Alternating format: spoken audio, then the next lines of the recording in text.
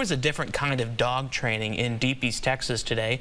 We're talking about search and rescue dogs. They're an extremely valuable tool to have when a person goes missing or is being sought by law enforcement.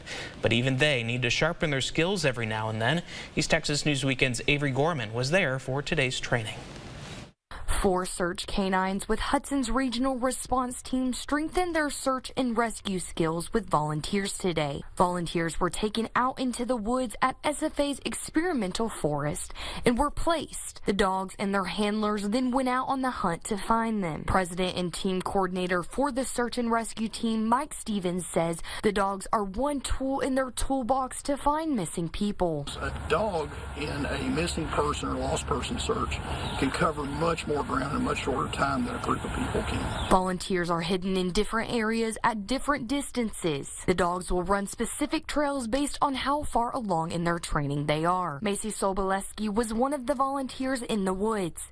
She says it was interesting to see how the dogs work. At first, he went past me, and then I guess he picked up my scent and it just came back the other direction and then came towards me. Ricky Rodriguez has been with the Hudson Search and Rescue team for 8 years and has 2 certified dogs. He says that these trainings are important to keep the dogs interested in searching and to keep them active. You never know when you're going to get called out. 90% of the time that we get called out, the weather is bad, it's cold, it's miserable, it's at night.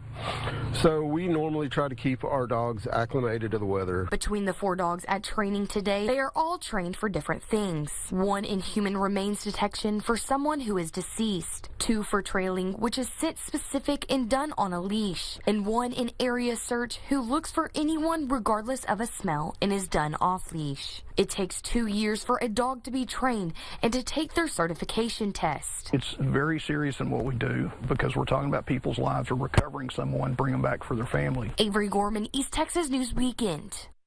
And the Hudson Search and Rescue team is always looking for volunteers for their K-9 training. If this is something you're interested in doing, you can contact the Hudson Search and Rescue team.